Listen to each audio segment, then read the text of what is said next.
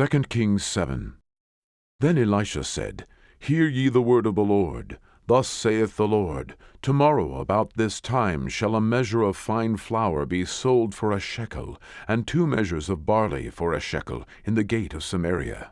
Then a lord, on whose hand the king leaned, answered the man of God, and said, Behold, if the Lord would make windows in heaven, might this thing be? And he said, Behold, thou shalt see it with thine eyes, but shalt not eat thereof. And there were 4 leprous men at the entering in of the gate, and they said one to another, Why sit we here until we die? If we say, We will enter into the city, then the famine is in the city, and we shall die there. And if we sit still here, we die also. Now therefore, come, and let us fall unto the host of the Syrians.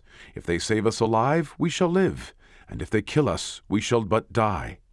And they rose up in the twilight, to go unto the camp of the Syrians. And when they were come to the uttermost part of the camp of Syria, behold, there was no man there.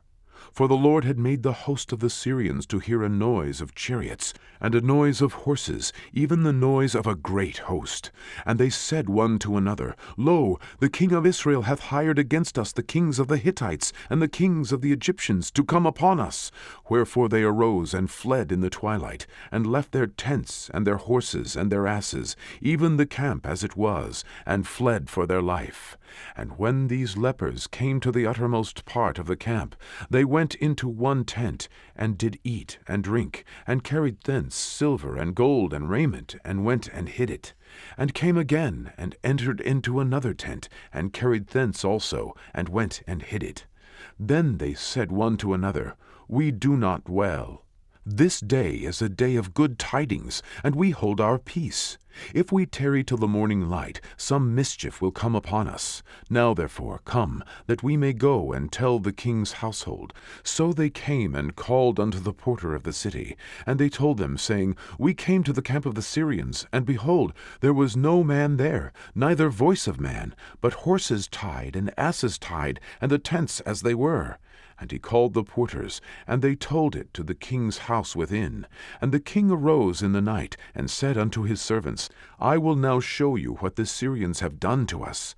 They know that we be hungry, therefore are they gone out of the camp to hide themselves in the field, saying, When they come out of the city, we shall catch them alive, and get into the city. And one of his servants answered and said, Let some take, I pray thee, 5 of the horses that remain, which are left in the city. Behold, they are as all the multitude of Israel that are left in it. Behold, I say they are even as all the multitude of the Israelites that are consumed. And let us send and see. They took therefore 2 chariot horses, and the king sent after the host of the Syrians, saying, Go and see.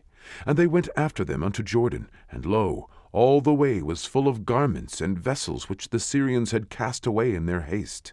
And the messengers returned and told the king. And the people went out and spoiled the tents of the Syrians. So a measure of fine flour was sold for a shekel, and 2 measures of barley for a shekel, according to the word of the Lord. And the king appointed the Lord on whose hand he leaned to have the charge of the gate. And the people trode upon him in the gate, and he died, as the man of God had said, who spake when the king came down to him.